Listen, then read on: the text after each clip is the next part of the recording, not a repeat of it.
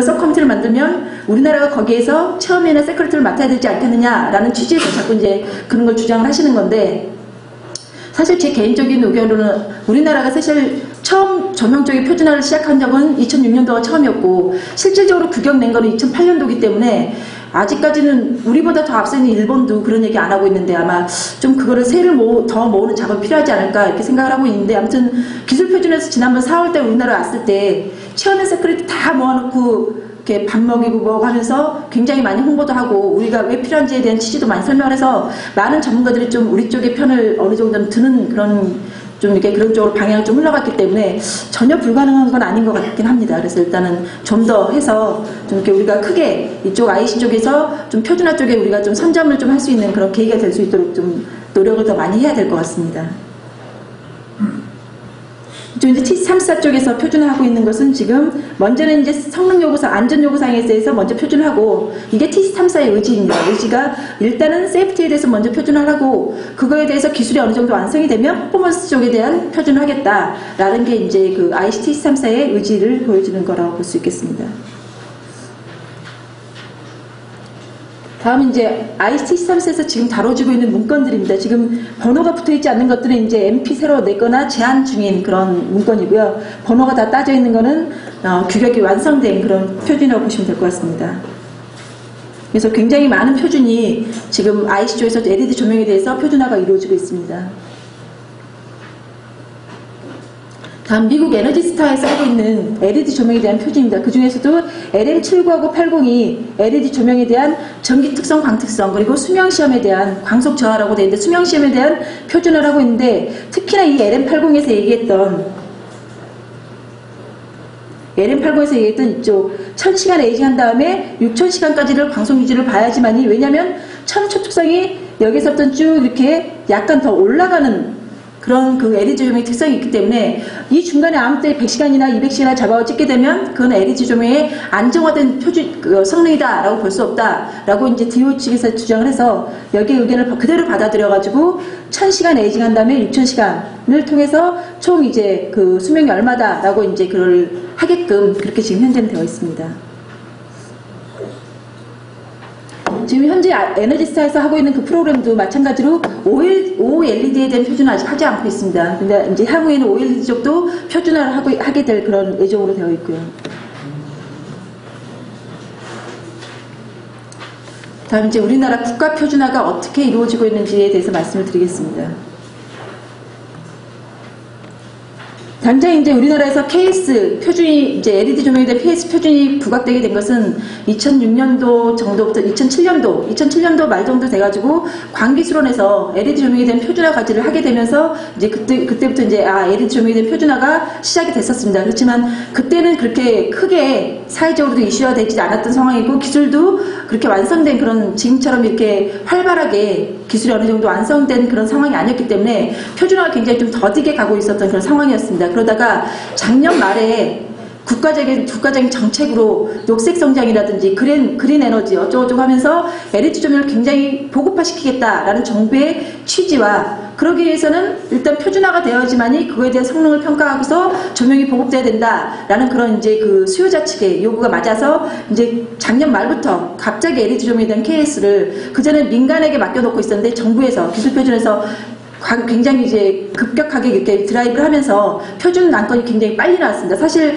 제가 KS 표준을 이렇게 작업을 해봤지만, 보통 KS 작업 하나 하려면 규격 하나 만드는데 보통 1년에서 2년 정도가 소요가 됩니다. 근데 왜냐면 일단 제가 규격 만들기 위해서 여러 가지 측정 평가하고 해봐서 초안 만드는 데까지가 거의 1년이 걸리고요. 빨리 잡아도 한 거의 1년 정도 걸리고, 그 다음에 그거 가지고 조명전문위원회라는 게 있습니다. 조명전문위원회, 아까 말씀드렸던 IC에 TC 1번부터 TC 100 몇십 번까지 100 몇십 개 그런 그 ICTC가 있는데, 그 TC가 그대로 우리나라에 미러 커뮤니티가 있습니다. 조명조에 대한 TC34는 우리나라 똑같이 TC34가 기술 표준원에 있고, TC 110번이면 똑같이 우리나라 TC 110번 미러 커뮤니티가 있습니다. 그래서 각각의 TC34에서 하고 있는 걸 우리나라 똑같이 리뷰도 하고 거기에 대한 코멘트도 하고 투표도 할 수 있게끔 그렇게 되어 있는 게 있는데, 그게 이제 TC34 쪽에서는 조명전문위원회라고 해서 이렇게 전문위원회를 운영하고 있습니다. 근데 그 조명전문위원회에서 그러니까 KS 초안을 만들어 오면 조명전문위원회에 심의를 거치게 되어 있습니다. 그래서 심의를 거친 다음에 거기에서 통과가 안 되면 또 한 번 다시 리뷰를 해야 되는 거고, 통과가 되게 되면 다시 기술부회라는 게 있습니다. 그래서 전기전자 전체에 대한 그 전문위원들이 모이셔가지고 기술부회에서 또 다시 심의를 하게 됩니다. 그래서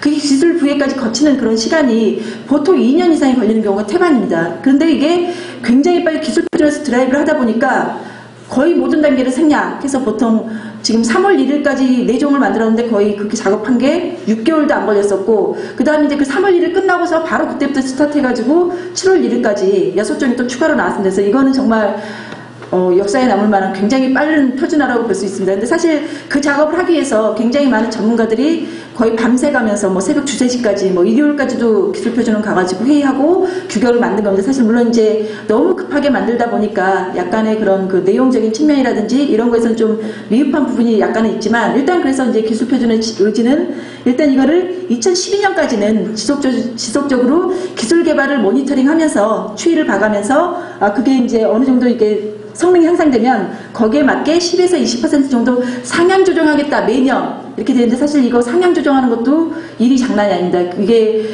그 케이스 표준을 하나 업그레이드 한다는 게 그것도 마찬가지 재정하는 거와 거의 같은 수고가 필요한 거기 때문에, 물론 재정보다는 덜 힘이 가겠지만 아마 이거 개정하는 것도 만만치는 않은 일일 것 같습니다. 아무튼 일단은 기술표준원이 너무 급하게 표준을 만들어 놓다 보니까 기술을 못 따라갈 수도 있다라는 취지에서 아무튼 2012년까지는 지속적으로 업그레이드 해야겠다라는 그런 이제 취지를 내놨고요.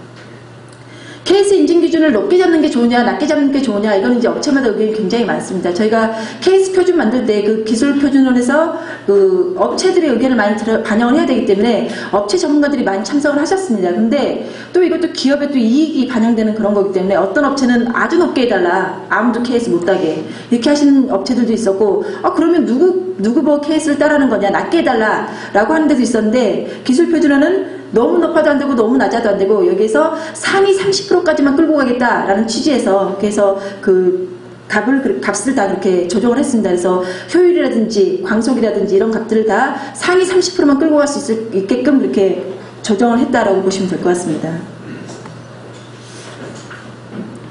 그래서 지금 이제 LED 조명 도입의 필요성이라고 되어 있는데, 사실 LED 조명이 많이 보급은 됐었습니다. 신호등 같은 경우는 아까도 말씀드렸지만 케이스 규격이 있어서 문제가 없었는데, 그 다음에 나왔던 뭐 여러 가지 그 조명 제품들, 가로등 보안등 많이 설치되어 있고 시범 설치나 이런 걸 많이 하는데, 그걸 설치하는 지자체라든지 아니면 기업 쪽에서는 이거를 평가할 수 있는 근거가 없다. 기업에서 가져온 그런 데이터만 가지고서 이 성능을 인정할 수밖에 없으니 이거는 너무나 좀 불합리하다. 이거를 어떻게 성능을 보장해 줄 수 있는 뭔가의 조치를 취해달라라는 그런 요구가 굉장히 많았습니다. 그래서 보급을 확산시키는 그런 차원에서 표준화를 시작했다라고 보시면 될 것 같습니다.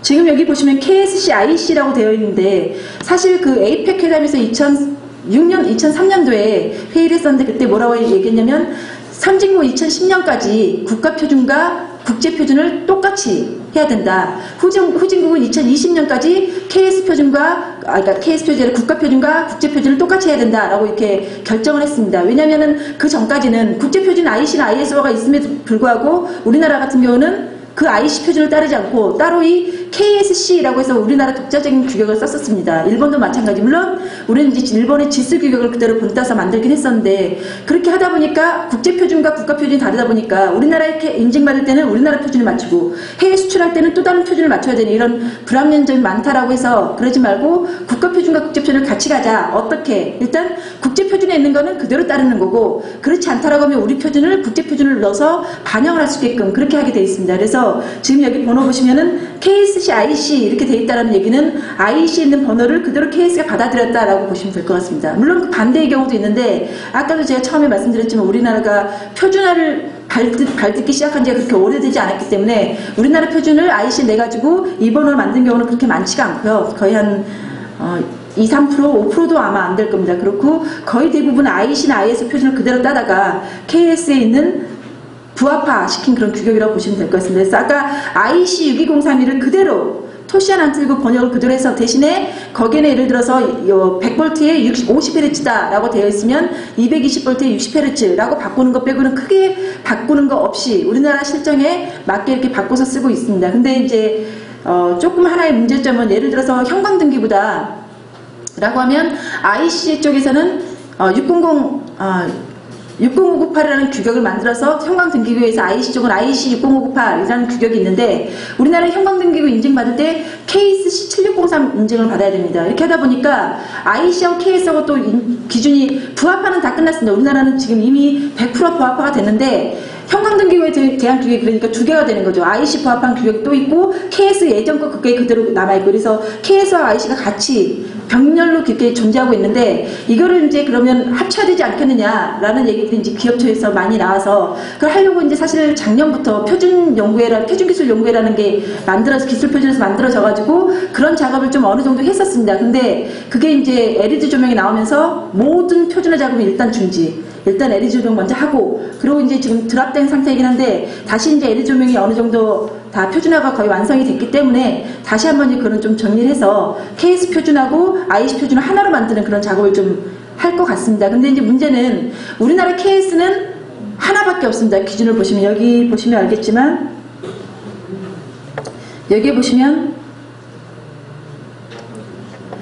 컨버터 내장형 LED 램프의 안전 및 성능 요구사항 이렇게 해서 KSC 7652 이렇게 번호 하나에 성능과 안전이 한꺼번에 들어있습니다. 근데 이렇게 되어 있는데 IC는 이거를 다 일일이 쪼개가지고 성능 따로 안전 따라서 규격이 두 개다 보니 얘를 일단 합칠 때 IC 쪽에 합치려면 우리나라 KS를 성능과 안전을 구별해서 여기다 짜 넣어야 되는데 그 작업이 그렇게 어려워서가 아니라 만약에 그렇게 되면 여러분이 이제 업체 측에서 KS 인증을 받겠다 형광등기부에 대해서 그러면 안전요구사에 대한 인증도 받아야 하고 성능요구사에 대한 인증도 받아야 되기 때문에 똑같은 제품임에도 불구하고 KS 하나 받기 위해서 두 개의 인증을 받아야 되는 그런 또 불합리한 점이 생깁니다. 그래서 그거를 이제 산업표준화법을 바꿀 것이냐 어쩔 거냐 이제 이런 거는 좀 기술표준에서 검토를 할 예정에 있습니다. 그래서 그게 완성이 되면 아마 제가 봤을 때는 인증을 IC 쪽하고 각기 부합하게 하기로 했으니까 두 개로 쪼개는 게 맞는 것 같고 그걸 대신에 사실 이거를 하나로 합치는 게 좀 무리가 있는 게 뭐냐면 모든 제품에 대해서 KS 제품을 받았다라고 하면 여기다가 어떤 인증번호를 받았는지를 써야 됩니다. 예를 들어서 형광등기구다 그러면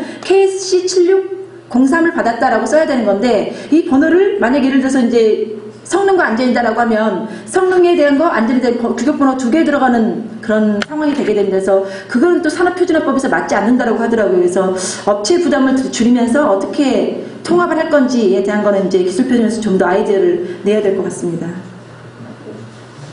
알겠습니다. 그래서 지금 이제 표준화가 되어 있는 상황을 보시면 전경품 안전인증 쪽에서는 지금 LED 모듈에 대한 표준들이 지금 다 쭉 보시면은 번호 자릿수를 보셨을 때 번호 자릿수가 5자리인 거는 IC 규격 그대로 따르셨다고 보시면 되는 거고 규격 번호가 4자릿수면 그거는 KS가 아직 그대로 적용이 됐다라고 보시면 될 것 같습니다. 그래서 다 지금 규격 번호가 5자리인 것은 IC 부합화된 안전요구사항이다라고 보시면 될 것 같습니다. 그래서 일단 지금 수요 많은 4가지 제품 컨버터 내장형, 컨버터 외장형, 매입형 그리고 비상유도 등기구 이 4종에 대해서는 3월 1일날 고시가 끝났고요. 그래서 지금 인증까지 지금 받고 있는 상황입니다. 지금 금호전기라든지 화호라든지 이런 데서 이렇게 인증을 신청해서 지금 케이스 인증을 받기 위해서 지금 준비 중에 있는 인증을 받기 위한 그런 작업 중에 있다고 보시면 될 것 같습니다. 근데 사실 이게 저희가 1단계 때 4종을 표준화를 했음에도 불구하고 최종 고시된 거는 지금 매입형 등기구까지만 고시가 되어 있습니다. 그 이유는 비상유도 등기구가 소방방지청과 아직 조율이 안 돼서 그거는 이제 좀 더 기다리셔야지 비상유도 등기구에 대한 케이스 표준이 나올 수 있을 것 같습니다.